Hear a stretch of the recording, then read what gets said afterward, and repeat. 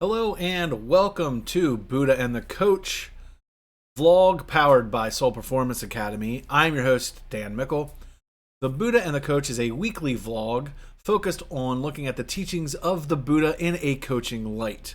The Buddha and the Coach is proud to be sponsored by It's Called Normal Athletics. ICN Athletics makes the extraordinary ordinary through adaptive beach volleyball.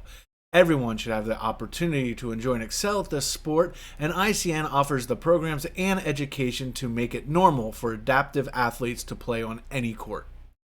Help us make the beach volleyball court a place for everyone.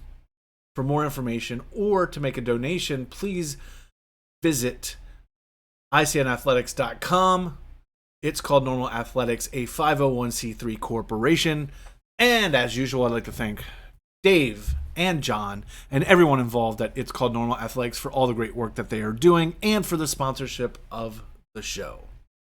This week we are on episode 5, and the fifth teaching of the Buddha that we're going to look at is love is a gift of one's innermost soul to another so both can be whole.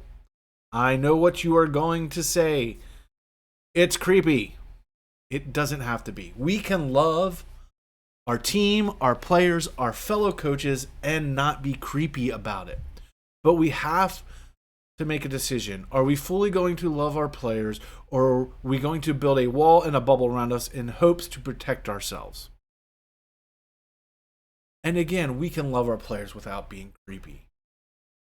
What I'm talking about is caring deeply for the whole player, their athletics, their academics, their social life. Being involved in all aspects. Now, I'm not saying that every coach or a coach needs to check in and you're allowed to date this person, you can see this movie and you can't see this movie. What I'm talking about is knowing, being involved in understanding the life that our players in, the decisions that our players are making. What our player brings to the team or the program, not just athletically, socially, educationally, emotionally. What do they bring to the team? And obviously, just like last week when we talked about everything's in relationship to everything, having love means that we have the chance to be hurt by our players. For me, that's a risk willing to take. And I will tell you very personally, a few years ago, I tried to be a very neutral person. Society was changing. We hear all the horror stories about coaches being inappropriate with players and athletes. So I built that shield. I did the minimum off the court that I had to. Not because I didn't want to, I wanted to, but I didn't want to be caught in that weird area, that creepier zone. And it made me a worse coach. It made my program worse. There were times that my players are reaching out, begging for my love as a coach. And I built that little wall. Now, I'm glad to say that I've worked on that. That's probably been one of the biggest things that I've worked on in a long time in the coaching field.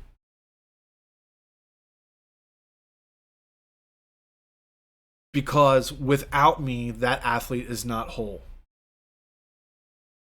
Without my love and my care for my athletes, without that love and my care for my staff, we're not whole. I'm not whole, they're not whole. We can all function not whole, but we're not going to function our best. We're not going to function as well if we know that the person on the sidelines really truly cares and loves us.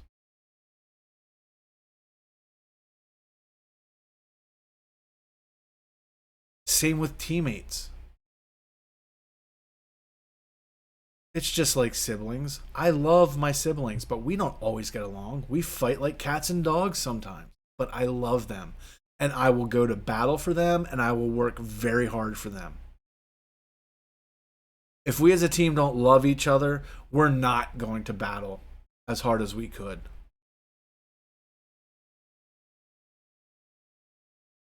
Everyone's seen the movie 300 or heard the whole story. Do you think they would all fought so hard if they didn't love each other?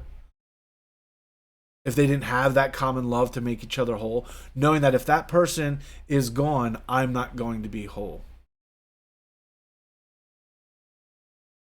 You have to expose yourself knowing that you might get hurt in that sense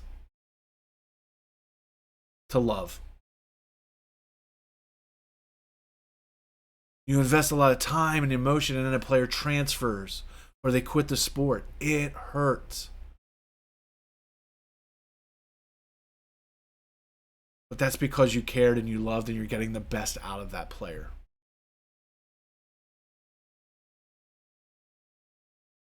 I coached a very talented team at a youth club a few years ago. And again, I didn't want to cross or appear to cross into any weird zone, creepy zone, so I was very standoffish. And we never performed to the level of a team that we could have.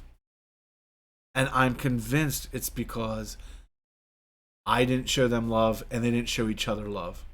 The team is not going to show each other love if the coach and the coaches aren't showing the team love. How do we expect our players? And again, I get it. This is a very tough subject. But we have to separate having love for our players and passion for our players versus the horror, creepy stories that we hear on the news a lot about inappropriate coaches. They are not the same thing. We are not talking about that.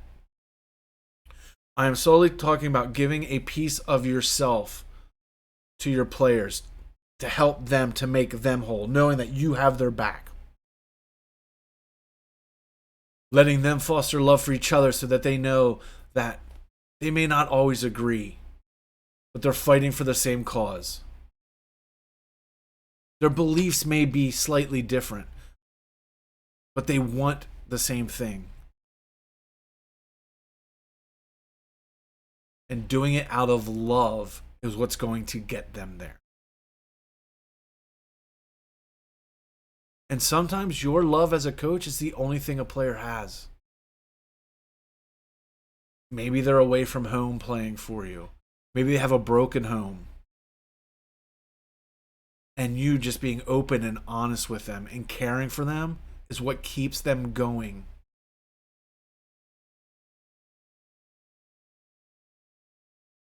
I don't sit back and think about a lot of things that I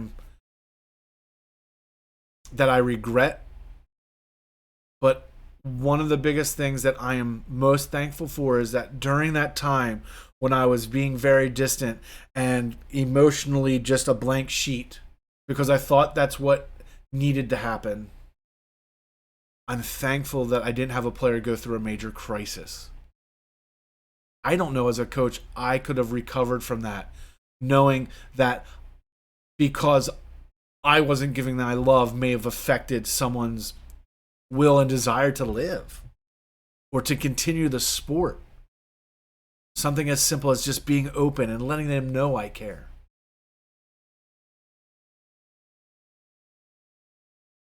Don't be afraid to care. Don't be afraid to love. There's a proper way to do it.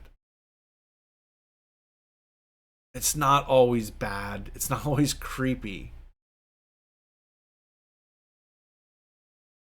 But it's almost always needed because that is what's going to complete them as a player, and it's what's going to complete you as a coach. During those years, we had some of the most successful years that I've had.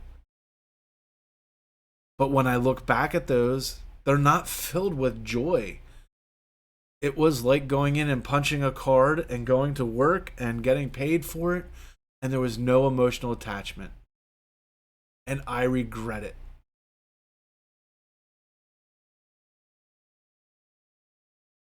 I regret that I didn't have that relationship with those players. Because they deserved it. They deserved more from me. Because them remembering how much I cared, and I did care. But them remembering that would have been a lot more than them remembering, hey, we went 21-3 that season. Or we won this event. Or we achieved this.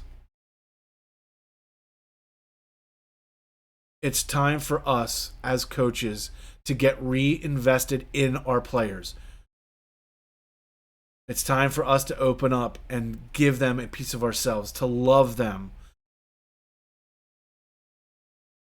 That's what we're here for. That's how we build the community.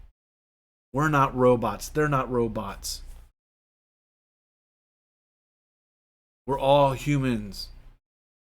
And we work harder when we feel that someone believes in us and someone cares for us. And we just have to learn how we do that the most effective way, obviously the most ethical way.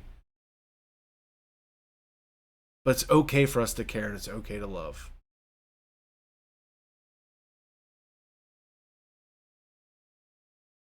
Give it a try. How can you show your support and your care and your love for your players? It's more than just showing up at a graduation, showing up at a play. How are you truly going to embrace this journey that you're on with your players and support them and love them?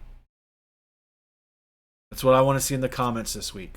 Let's talk about it. How do we show this? Knowing that there's a chance that we're going to get hurt, but that's what it's about. That's what's putting yourself out there. How can we get our team to love each other? Doesn't mean it's always going to be a consensus, but we know if it's coming from love,